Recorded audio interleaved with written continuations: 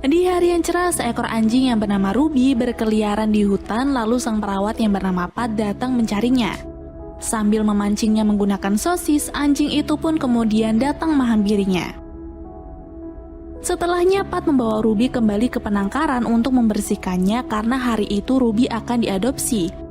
Sebenarnya dia sendiri ingin membawanya ke rumah, tapi suaminya tidak menyetujui itu sehingga Pat pun harus merelakannya. Walaupun Ruby nakal, Pat sangat menyayanginya berbeda dengan rekannya yang lain. Singkatnya, majikan Ruby yang baru pun datang. Mereka terlihat senang tapi tidak dengan Ruby. Dia berkali-kali berbalik ke arah Pat karena tidak ingin berpisah. Tapi karena harus pergi, Ruby pun menuruti perintah tuannya.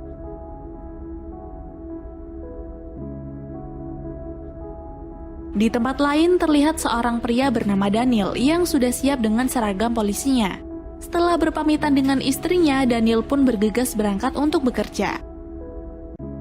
Di perjalanan, Daniel mampir melihat anggota polisi unit K9 yang sedang beroperasi mencari obat-obatan terlarang yang dibuang ke danau.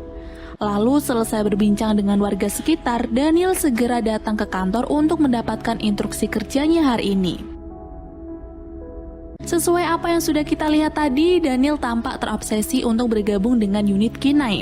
Dan ternyata dirinya sudah beberapa kali melakukan tes agar bisa lolos. Lalu hari ini Daniel akan kembali mendaftarkan dirinya. Tapi sebelum itu Daniel kembali melakukan pekerjaannya seperti biasa, dimulai dari mengawasi lalu lintas, membantu pengendara lain yang sedang kesusahan, dan masih banyak lagi. Kemudian di saat waktunya sudah tiba, Daniel datang ke kantor komandan untuk meminta kesempatan agar diterima masuk ke dalam divisi K9. Tapi sayangnya, komandan tidak begitu menyarankan Daniel untuk ikut karena kepribadian Daniel yang tak bisa tenang dan fokus. Padahal syarat utama untuk bisa bergabung adalah anggota harus bisa tenang dan fokus. Selain itu, departemen sudah tidak ada dana lagi untuk mendapatkan anjing. Mendengar itu, Daniel pun keluar dengan raut wajah pasrah. Di luar, ia menelpon istrinya tentang rencana mereka yang akan membeli anjing German Shepherd seharga $10.000. Tapi tidak disangka jika istrinya memberi kabar bahwa dirinya sedang hamil. Hal tersebut pun membuat Daniel sangat girang dan akan memikirkan rencananya lagi. Belum lama waktu berlalu, pengadopsi Ruby datang lagi ke penangkaran untuk mengembalikan Ruby karena tak tahan dengan anjing seperti Ruby yang menurutnya sangat nakal dan tidak mau menurut. Di sini Pat berusaha meyakinkan pria itu agar lebih sabar, tapi nyatanya gagal dan Ruby pun kembali ke penangkaran. Tak lama kemudian Rick datang dan ia kecewa karena Ruby kembali ke penangkaran. Ia juga berencana untuk menyuntik mati Ruby saja, tapi Pat langsung melarangnya dan meminta sedikit kesempatan agar Ruby dapat menjadi anjing yang baik. Rick pun akhirnya memberikan kesempatan hanya dalam waktu 1 hari, dan jika Ruby tak ada yang mengadopsi lagi, maka harus disuntik mati. Di sisi lain, Daniel kembali bertemu lagi dengan si kakek yang kebetulan sedang melihat K9 berlatih. Dalam perbincangan mereka, Daniel bertanya pada kakek apakah dia punya kenalan yang mau memberikan anjing German Shepherd. Dan bukannya memberi jawaban yang Daniel inginkan, sang kakek malah membuka sebuah rahasia bahwa untuk mengikuti tes K9 sebenarnya tak perlu menggunakan anjing German Shepherd. Cukup dengan anjing yang masih muda, tahan banting, dan penuh semangat. Mengetahui itu, Daniel akhirnya datang ke tempat penangkaran anjing tempat Pat bekerja untuk melihat-lihat. Setelah melihat-lihat, tidak disangka jika ada satu anjing yang memikat hati Daniel, yaitu Ruby dengan ras Border Collie.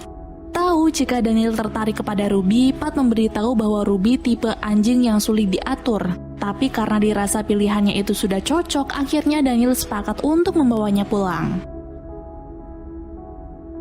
Sesampainya di rumah, tiba-tiba Ruby langsung berlari masuk yang membuat sang istri dan anak panik ketakutan.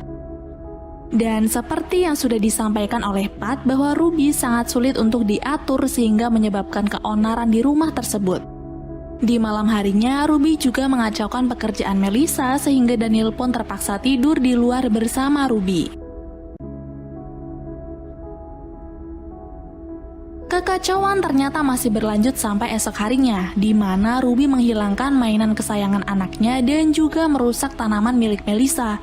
Tapi Daniel yang belum menyerah tetap sabar dan hari itu dirinya akan pergi melatih Ruby ke kelas kepatuhan.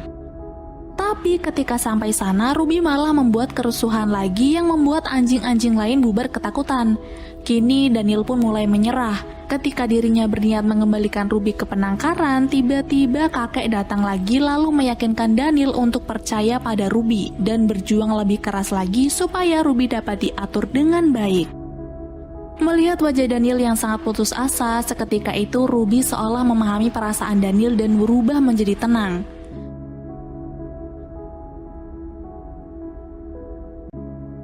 Singkatnya, mereka berdua pulang ke rumah. Di sana Daniel bilang pada Melissa bahwa dirinya tak bisa mengembalikan Ruby ke penangkaran.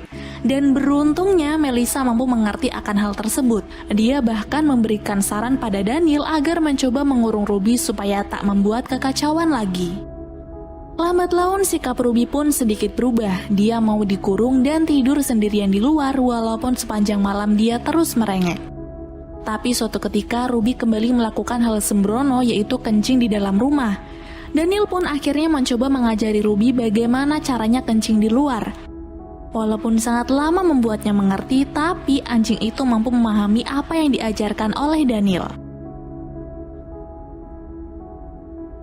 Keesokan harinya Ruby dibawa oleh Daniel ke kantor. Saat Daniel sedang sibuk bekerja, ternyata Ruby kembali berulah dengan mencuri cemilan milik Sersan. Melihat bukti dari CCTV, Sersan pun datang kepada Daniel dan meminta ganti rugi. Daniel tentu saja merasa tidak enak pada Sersan, sehingga ia mengurung Ruby dan berharap pada Ruby agar mengerti perasaan Daniel. Di rumah, Daniel kembali mencoba menonton berbagai video tutorial cara mengatur anjing, tapi tetap saja Ruby belum mau menuruti perintahnya. Daniel yang merasa jika makanan yang ia beri selama ini tidak enak mencoba kembali ke penangkaran untuk meminta saran dari Pat. Dan Pat mengatakan bahwa Ruby mau melakukan apapun demi sebuah sosis. Dan memang benar, semenjak tahu apa yang disukai oleh Ruby, Daniel pun bisa lebih mudah untuk mengaturnya. Kedekatan Ruby dengan Melissa dan anaknya pun semakin erat, tapi karena besok adalah pre-test K9, Daniel merasa gugup dan membuatnya tak bisa tidur. Mengetahui itu, istrinya pun datang memberikan semangat dan meyakinkan Daniel jika ia pasti sukses dalam pre-testnya itu. Akhirnya, hari pre-test K9 pun tiba. Sebelum tes dimulai, instruktur memberikan pengarahan pada para peserta. Ketika tes berlangsung, Ruby berhasil dengan beberapa ujian yang diberikan oleh instruktur. Tapi pada tes inti, yaitu melacak organ manusia, Ruby tiba-tiba tak terkontrol sampai ia berlari ke hutan. Daniel yang mengejarnya langsung panik ketika melihat Ruby memainkan sarang tawon, dan sudah tentu kekacauan pun terjadi. Setelah kejadian itu, komandan datang menemui Daniel untuk memberitahu bahwa dalam tes tersebut Daniel dinyatakan gagal. Tapi untungnya Daniel masih diberi kesempatan untuk mengikuti tes yang sesungguhnya. Tapi sepertinya Daniel sudah merasa putus asa dan tak yakin dengan kemampuan Ruby. Tapi sang istri kembali memberikan semangat untuknya agar tetap gigih berlatih sebelum hari ujian tiba. Di pagi hari saat Daniel sedang bermain dengan anaknya, sang istri datang menghampirinya lalu kembali mengingatkan Daniel jika Ruby itu sama seperti Daniel, yang tidak mau belajar di luar tapi ingin belajar dengan caranya sendiri. Paham dengan apa yang dikatakan oleh istrinya, Daniel berniat untuk melatih Ruby di rumah dan tentunya dengan caranya sendiri. Dibantu oleh istrinya, Ruby mulai dilatih menggunakan peralatan yang lebih sederhana tanpa ada barang-barang yang mengerikan. Dan akhirnya Ruby sedikit demi sedikit dapat melacak berbagai benda yang diperintahkan oleh Daniel. Dan untuk melatih sosialisasi Ruby, teman-teman Daniel juga datang untuk berlatih bersama, sekaligus menikmati makanan yang disediakan oleh Daniel dan istrinya. Singkat cerita, hari tes penentuan tes K9 pun tiba. Instruktur meminta agar anjing-anjing itu mampu mencari 3 buah benda, yaitu ponsel, senjata api, dan gigi manusia. Daniel sudah siap meminta dites terlebih dahulu agar lebih tenang ketika selesai. Saat tes dimulai, Ruby mulai mengendus-ngendus area sekitar yang kemudian dia berhasil menemukan ponsel. Lalu lanjut mencari yang lain dan lagi-lagi dia berhasil mendapatkan senjata tajam. Kini tinggal pencarian barang terakhir yaitu organ manusia. Sang instruktur membawa mereka ke dalam kantor untuk mencari organ tersebut. Ruby pun mulai berkeliling dari ujung ke ujung tiap sudut ruangan. Ketika hampir semuanya sudah dicek, Daniel terlihat cemas karena ia berharap Ruby dapat memberikan jawaban yang tepat. Lalu tiba di akhir suatu ruangan, Ruby menghampiri Daniel memberikan isyarat bahwa tak ada organ manusia di dalam kantor tersebut. Daniel pikir dirinya akan gagal, tapi ternyata instruktur berkata bahwa mereka lolos K9 karena dalam kantor tersebut memang tidak ada organ tubuh manusia. Setelah itu, Daniel keluar dengan penuh kebahagiaan. Dia disambut dengan ucapan selamat dari rekan-rekannya dan istri tercinta.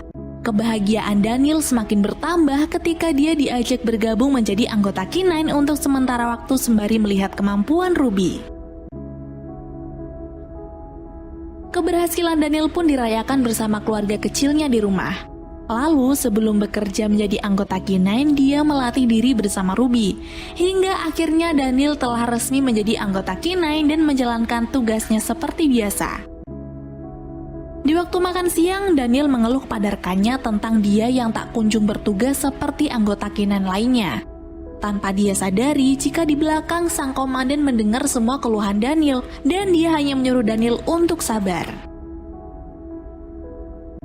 Waktu semakin berlalu dan misi pertama Daniel akhirnya datang.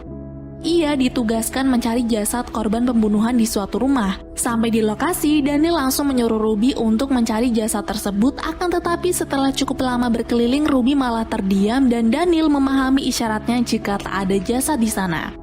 Namun karena polisi memprediksi jika jasad tersebut ada di sekitar rumah, Daniel pun menyatakan dirinya gagal. Di tengah kekecewaannya yang membuat Daniel putus asa untuk melanjutkan divisinya di K9, sang istri kembali menasihatinya agar tetap berjuang. Walaupun bukan menjadi anggota K9, Melissa akan selalu memberikan support penuh kepada suaminya itu. Ruby sendiri yang melihat Daniel mencoba mendekatinya, tapi Daniel tak menghiraukan Ruby dan justru menyuruhnya pergi. Keesokan harinya Daniel mulai panik karena berkali-kali memanggil tapi Ruby tak kunjung muncul. Daniel pun sadar bahwa dirinya terlalu keras pada Ruby sehingga dia bergegas pergi untuk mencarinya. Saat di perjalanan mencari anjingnya, Daniel mendapatkan info dari komandan bahwa Ruby ternyata berhasil menemukan jasad lokasi pembunuhan kemarin. Komandan juga meminta maaf karena telah salah menilai Ruby yang padahal Ruby adalah anjing yang sangat pintar. Sama seperti Daniel, Melissa dan tetangga sekitar berusaha mencari Ruby dengan menyebarkan selebaran. Sedangkan Daniel sendiri kembali ke penangkaran. Tapi ternyata Ruby tak ada di sana. Di tengah kebingungannya, Daniel dihubungi oleh komandan untuk menjalankan misi berikutnya tentang anak lelaki yang hilang. Tapi karena Ruby tak ada di sisinya, Daniel pun tak bisa berbuat apa-apa. Masih dalam masa pencarian, di tengah hujan tidak sengaja Daniel melihat kakek Brady yang meminta tumpangan. Sambil mengantarnya pulang, Daniel kemudian menjelaskan penyesalannya pada kakek. Tapi bukannya dibantu, kakek Brady malah menganggap jika yang salah itu bukanlah Ruby, melainkan Daniel. Dan secara tidak langsung, Daniel pun sadar, dia bahkan berniat merubah sikapnya jauh lebih baik dari sebelumnya. Di tengah rintik hujan hari itu, Daniel menyalahkan dirinya sendiri. Ia merasa sangat sedih dan menyesali hal itu. Tanpa tahu jika di bawah jembatan tersebut ada Ruby yang mendengarnya. Daniel kemudian kembali ke rumah, barangkali Ruby sudah kembali, tapi ternyata tidak.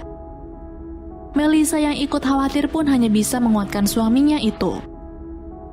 Setelahnya, Daniel kembali ke kantor untuk mengikuti rapat tentang seorang anak yang hilang. Ketika Daniel duduk di ruangan, sang inspektur menyuruh Daniel untuk segera mencari anjingnya saja karena tugas hari ini sudah diserahkan kepada petugas yang lain. Baru saja Daniel tancap gas, tapi tiba-tiba di depan mobilnya muncul Ruby. Dengan sangat bahagia, Daniel pun langsung menghampirinya dan segera meminta maaf pada anjingnya tersebut. Ruby kemudian bergegas naik ke mobil seolah tahu ada misi yang harus dikerjakan.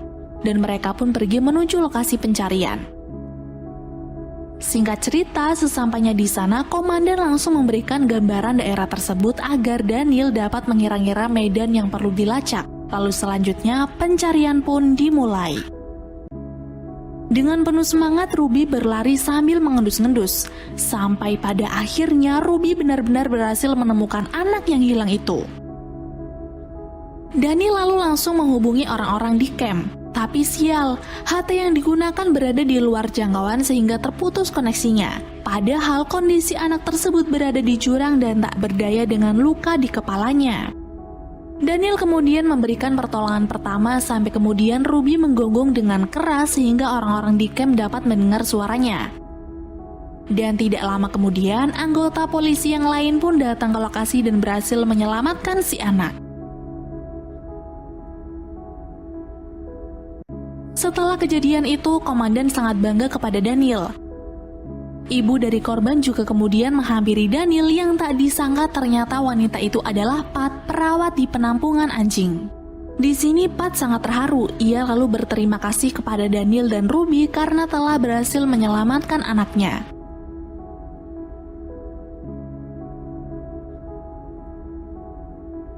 Berkat usaha dan kerjasama yang baik pun akhirnya Daniel resmi menjadi anggota K9 dengan pangkat yang diberikan oleh komandannya sendiri. Beberapa saat kemudian, istri dan teman-temannya pun datang untuk memberikan selamat karena sekarang Daniel berhasil mendapatkan pekerjaan impiannya. Dan film pun berakhir.